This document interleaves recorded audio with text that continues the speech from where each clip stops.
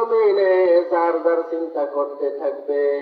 এক পর্যায়ে হাসরের ময়দান যখন কায়েম হয়ে যাবে, মানুষগুলা দৌড়ে যাবে আমাদের আদম সফিউল্লাহ, আমাদের আদি পিতা আদম আলাইহিস সালামের কাছে। আদম আলাইহিস সালামের কাছে যা বলবে, আপনি প্রথম মানুষ জান্নাতের মধ্যে, আপনি প্রথম মানুষ, আপনি আমাদের বাবা, আপনার উসিলায় আমরা জন্মগ্রহণ করেছি, আপনাকে আল্লাহ প্রথম মানুষ বানাইছে, দয়া করে আপনি আমাদের একটু সুপারিশ করেন। আল্লাহ পাক রব্বুল আলামিন বান্দা আদম ডাকতে বললেন, আদম সফিউল্লাহ নফসি নফসি, আমি কেমনে তোমার সুপারিশ করব? আমি আদম নবীর কি অবস্থা হবে আজকের কঠিন ময়দানে? আমি নিজেই আমার নিজের জন্য চিন্তিত, পেরেশানি ভোগ করি। আমি কাউরে কিছু সাহায্য করতে পারবো না, কাউরে আমি সুপারিশ করতে পারবো না। তোমরা বরঞ্চ তোমরা ওই যে আয়ের কাছে যাও, আদম নবীর পরে নূহ নবীর কাছে যাও। নূহ নবীও বলবে, আমি সাহায্য করতে পারবো না, আমি সুপারিশ করতে পারবো না। আল্লাহর প্রত্যেকটা নবীরা যেরকম এরকম করে ওই বান্দাদেরকে পাঠিয়ে দিবে। তারপরে বলবে, তুমি এইবারে এর কাছে যাও। তুমি শেষ পর্যায়ে আমাদের নবী আসার আগে, আমাদের নবী আসার আগে ইব্রাহিম আলাইহিস সালাম, ঈসা আলাইহিস সালাম, এরকম অনেক নবী আছে। এক পর্যায়ে বলবে, ইব্রাহিম আলাইহিস সালামের কাছে যাও। ইব্রাহিম আলাইহিস সালাম বলবে, আমি কেমনে কইরা তোমারে আখিরাতের ময়দানে আমি তোমারে সুপারিশ করব? ইব্রাহিম খলিলুল্লাহ নফসি নফসি, আমি ইব্রাহিম নবী তো নিজের চিন্তায় ব্যস্ত। তোমরা বরঞ্চ ঈসা নবীর কাছে যাও, ঈসা নবী মনে হয় তোমাদেরকে সুপারিশ করতে পারবে।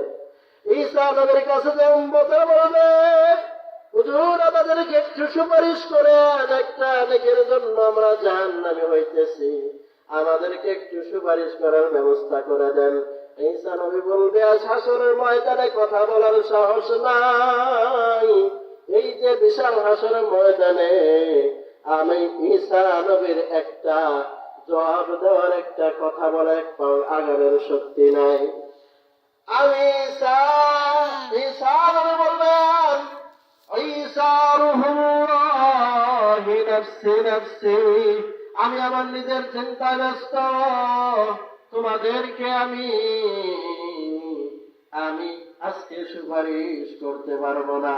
তোমরা বরঞ্চ একজন মানুষই আছে হাসরের ময়দানে কথা বলতে পারে, আল্লাহর সামনে কথা বলতে পারবে, আল্লাহর সামনে দাঁড়াইতে পারে, মাথা উঠাইতে পারে।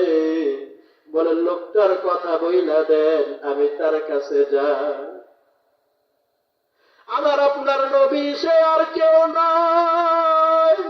আমার আপনার নবীর কাছে যে বলবে, উম্মতেরা যখন এরকম অবস্থা, উম্মতেরা যখন চিন্তা চেতনা বুকে নিয়ে যখন আমার নবীর সামনে দাঁড়ায়, এক পর্যায়ে আমার নবী মিজানের ওই যে আর পাশে মাকামে মাহমুদ নামে একটা ঘর আছে, ওই ঘরের মধ্যে আল্লাহ রাসূল সিজদায় পড়ে বলতেছে, ইয়া হাবলি উম্মতি, ইয়া হাবলি উম্মতি। আল্লাহ আজকের এই হাসরের ময়দানে মিজানের পাল্লা ওজন করা হয়েছে। আল্লাহ যদি আজকে তুমি আমারে সুপারিশ করার শক্তি না দাও, আমার উম্মত গুলা জাহান্নামী হয়ে যাবে।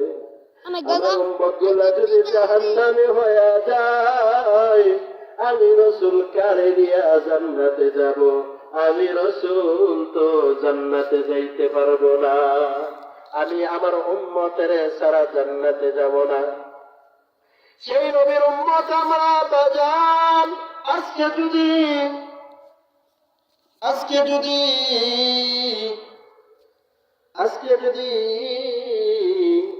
আমরা যদি আল্লাহ রসুলের সুন্নত অনুযায়ী না চলি বাজান, আল্লাহ রসুলের সুন্নত মানলাম না, আল্লাহ রসুলের অনুযায়ী তরিকা অনুযায়ী চললাম না, আল্লাহর হুকুম মানলাম না, বলেন একটা সহজ একটা প্রশ্নের উত্তর দেন।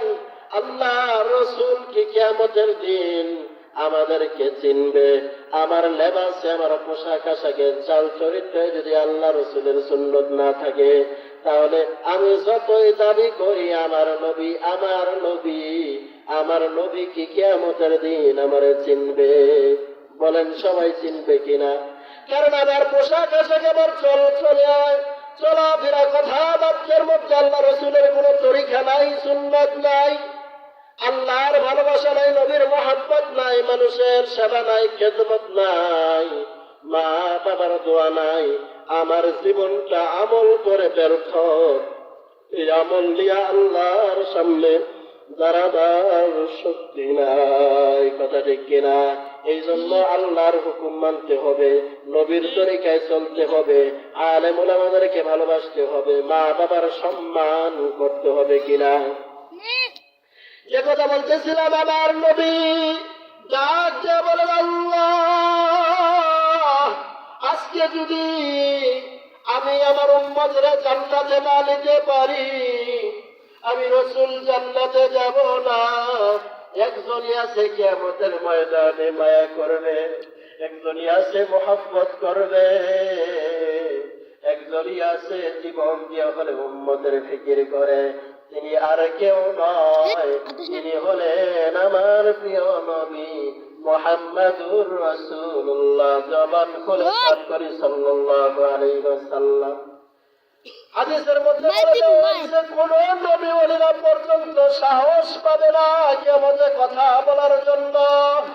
কিন্তু কিছু কিছু মানুষ গ্যারান্টি দেয়, আমার পীর সাহেব আমারে জান্নাতে নিয়ে যাবে, আমার অমুক মুরিদ আমারে জান্নাতে নেবে, অমুক পীর সাহেব আমারে জান্নাতে নেবে, অমুক উস্তাদ আমারে জান্নাতে নেবে, অমুক সাহেব আমার নেতা আমারে জান্নাতে নেবে। এটা ধোঁকাবাজি। কোনদিন কাউরে আল্লাহর দয়া এবং রসুলের সুপারিশ ছাড়া কোন মানুষ কিয়ামতের দিন জান্নাতে যাইতে পারবে না। কথা ঠিক কিনা? আর আল্লাহ রসুল বলেন, আমার সাথে যদি যেই লোকগুলা জান্নাতে যাইতে চাও, ওই লোকগুলার 3টা কাজ করতে হবে। 1 নম্বরে তার হালাল খাবার খেয়ে আমল করতে হবে, আল্লাহর জন্য, আল্লাহ রসুলের জন্য আমল করা লাগবে। 2 নাম্বার, এই যেখানে 2 নাম্বার, 3 নাম্বারে হলো মা বাবার হক পুরোপুরি ভাবে আদায় করতে হবে, প্রতিবেশীর হক আদায় করতে হবে। তারপরে তোমার ওই যে হায়াতে জিন্দেগানির মধ্যে বেশি বেশি আল্লাহর জন্য, আল্লাহ রসুলের জন্য, দ্বীনি প্রতিষ্ঠানে আল্লাহর খাস বান্দা হওয়ার জন্য, পরকালে আখিরাতে আমল জোগাড়ের জন্য বেশি বেশি দান সদকা তোমার করতে হবে। হাশরের ময়দানে বলবে, ইয়াউমা ইয়াকুমুর রূহু ওয়াল মালাইকাতু সাফফান লা ইয়াতাকাল্লামুনা ইল্লা মান আযিনা লাহুর রাহমানু ওয়া ক্বালা সাওয়াবা। যালিকাল ইয়াউমুল হাক্ক ফামান শাআ আত্তাখাযা ইলা রাব্বিহি মাআবা। আল্লাহু আকবার। আল্লাহ রাসূল বলেন, কিয়ামতের ময়দানে এমন একটা অবস্থা তৈরি হবে, আমার রাসূল ব্যতীত, আল্লাহ পাক বলতেছেন, আমার রাসূল ব্যতীত কোন মানুষ কথা বলার পর্যন্ত সাহস পাবে না, একটু লড়াচড়া করার সাহস পাবে না, এক পাও আগানের সাহস পাবে না। একমাত্র আমার রাসূল, আমার প্রিয়, আমার হাবিবকে কথা বলার শক্তি দিব। আর কোন নেতা, কোন প্রকার পীর সাহেব যেই হোক, কেউ কথা বলতে পারবে না। কারণ আল্লাহর হুকুম, আল্লাহ বলছেন, দুনিয়ার মানুষ এমন একটা মানব তোমাদের মধ্যে পাঠিয়ে দেওয়া হয়েছে। আল্লাহ পাক রব্বুল আলামিন বলছেন, ওয়ামা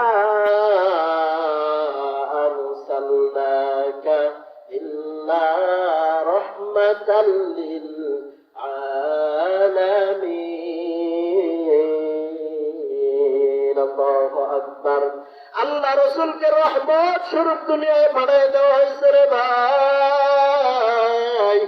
আল্লাহ রাসূল রহমত হিসাবে দুনিয়ায় আসছে, ওজন হিসাবে আসে নাই, প্রত্যেকটাই মুজিজা ছাড়া আল্লাহর নবীকে ষড়যন্ত্র করে দুনিয়া থেকে বিদায় করে দেওয়ার জন্য অনেক নির্যাতন কষ্ট সহ্য করতে হয়েছে। আল্লাহর নবী করেছেন একমাত্র আমাদের সুখের জন্য, আমাদের ভালোর জন্য। আল্লাহর নবী জান্তর মেহনত করে দ্বীনের দাওয়াত দিয়েছেন, মানুষকে ইসলামের দাওয়াত দিয়েছেন। আজকে আমরা দাওয়াত দিতে গেলে একটা পকাও দেখাও দেয় না, কোন মানুষ আমাদেরকে মারে না, কোন মানুষ আমাদেরকে গালি দেয় না, তারপরেও আমরা নিজেরা নামাজ পড়ে আরেকজনকে নামাজের কথা বলি না। কথা ঠিক কিনা? এই ধরনের মুসলমান হইলে আল্লাহ তাআলা বলতেছেন, ইয়া আইয়ুহাল্লাযীনা আমানু কু আনফুসাকুম ওয়া আহলিকুম নার, তোমরা নিজেরা জাহান্নামের আগুন থেকে বাঁচাও, তোমার আহাল পরিবার পরিজনকে বাঁচাও, গ্রামবাসীকে বাঁচাও, মহল্লাবাসীকে বাঁচাও। কি থেকে বাঁচাইবেন? গুনাহ থেকে তাদেরকে বাঁচালেন, দায়িত্ব জিম্মাদারি একমাত্র আমার আপনার। কথা দেখি না? এই জন্য আল্লাহ তাআলা বলতেছেন, তুমি কিসের অহংকারী করো? অহংকার করে কোনো লাভ নাই। অহংকার আমি মাওলার গায়ের চাদর।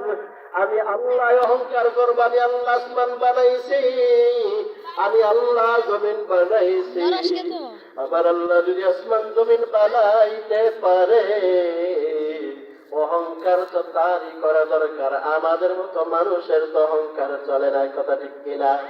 আমরা তো মাটির মানুষ, মাটির স্বভাব অর্জন করতে হবে। মাটির মানুষ হয়ে আগুনের মতো চলাফেরা করা যাবে না। মাটি, আগুন, পানি, বাতাস কয়েকটা জিনিস মিলায়া বান্দা রুহের শান্তি দান করছেন। আল্লাহ পাক রব্বুল আলামিন বলেন, এমন একটা জিকির শোনায় দিলাম, ইয়া আইয়ুহাল্লাযীনা আমানু যিকুরুল্লাহা যিকরান কাসীরা ওয়াসাব্বিহুহু বুকরাতাও ওয়া আসীলা। এমন একটা জিকির আমি শোনায় দিলাম, জানায় দিলাম, যত বান্দা করবে গুনাহ, যত বান্দা গুনাহ করবে, পাহাড় পরিমাণ, সাগর পরিমাণ গুনাহ করছো বান্দা, এই জিকির তুমি সকাল সন্ধ্যায় আদায় করো। আমি মাওলা ডাক দিয়ে বলতেছি, এই জিকিরটা সকাল সন্ধ্যায় যদি তুমি বান্দা তেলাওয়াত করো, এই বাক্যটা বারবার বলো, লা ইলাহা ইল্লাল্লাহ, আল্লাহ ছাড়া কেউ নাই, আল্লাহ রাসূল, আল্লাহর মুহাম্মদের রাসূল। এই যে কালিমাটা যদি বারবার তেলাওয়াত করে রে ভাই, এই তেলাওয়াতের কারণে তোমার আল্লাহ, তোমার আমার দিলের মধ্যে যত ময়লা আছে, সমস্ত ময়লাগুলো পরিষ্কার হইয়া দিলটা আমার আল্লাহর দিকে রুজু হয়ে যাবে। সুবহানাল্লাহ। সুবহানাল্লাহ। দিল থেকে আমার দিলে কলবে আল্লাহর ভয় নাই, নবীর তরিকা সুন্নাত নাই, আমল নাই, কোন প্রকার গুনাহ নাই, হিংসা বিদ্বেষে ভরা, তাকাব্বুরি অহংকারী ভরা। দুইটা টাকা হইলে অবস্থা খারাপ। অহংকারের যদি আমরা একজন আরেকজনের সাথে কথা বলি না, অহংকার ধ্বংসের মূল। অহংকারে মানুষের সম্মান নষ্ট করে, অহংকারে মানুষকে পদত্যাগ করে, অহংকারে মানুষকে নিচের দিকে নামায়া দেয়, কোনদিন তার ইজ্জত সম্মান বাড়ে না। এই জন্য আল্লাহ তাআলা বলতেছেন, অহংকারী করে না, অহংকার করা ভালো নয়। আল্লাহ তাআলা বলতেছেন, কাইফা তাকফুরুনা বিল্লাহ, তুমি একদিন তোমার অস্তিত্ব ছিল না, তুমি ছিলে এক কাঁচা পানি। সেই পানিটারে আমি আল্লাহ ফেরেশতার মাধ্যমে জমাত করিয়া, ফেরেশতার মাধ্যমে মেহনত করিয়া, ফেরেশতার মাধ্যমে আমি রক্তের জমাটে পরিণত করে দিলাম। ওয়াকাইফা তাকফুরুনা বিল্লাহি ওয়া কুনতুম আমওয়াতান فأحياكم ثم يميتكم ثم يحييكم ثم إليه ترجعون الله أكبر। এই জন্য আল্লাহ পাক বলতেছেন, তারপরে আমি ওয়াক্তের জমাতটাকে আরো 40 দিন ফেরেশতার মাধ্যমে মেহনত কইরা গোশতের টুকরা বানাইলাম। কি বানাইলেন আল্লাহ? গোশতের টুকরা বানায়া তারপরে ওইখান থেকে হাড্ডি মাংস একটা মানুষের আকৃতি হইল। ফেরেশতার মাধ্যমে যখন 3-3 করে পার হয়ে গেল, মেহনত করা শেষ, আমি আল্লাহ ফেরেশতাদেরকে ডাক দিয়ে বললাম, ফেরেশতা, যেখানে তোমরা কাজ শেষ করেছ ওইখানে দাঁড়ায় যাওয়ার তোমরা গেও না।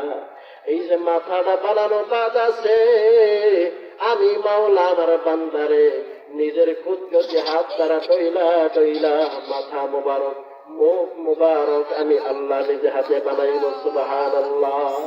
আমার আল্লাহ নিজে হাতে বানাইয়া সুন্দর কইরা নাকটা কোন জায়গায় দিলে ভালো হয়, কানটা কোন জায়গায় দিলে ভালো হয়, চোখ দুইটা কোন জায়গায় দিলে ভালো হয়, আমার মালিক সুন্দর কইরা ফিট কইরা দিলেন। দুনিয়ায় কোনোদিন এই চোখটারে চার্জ দেওয়া লাগে নাই, এই চোখের কোনোদিন ব্যাটারি পাল্টান লাগে নাই, এই যে কানের শ্রবণ শক্তি আমার আল্লাহ দিল 60-70 বছর, কোনোদিন ডিস্টার্ব হইল না, কোনোদিন বিল নিল না, কোনোদিন ট্যাক্স চাইল না, খাজনা চাইল না, বিনা পরিবেশে বিনা টাকায় আমার এত সুন্দর নিয়ামত দান করে দিল। সুবহানাল্লাহ।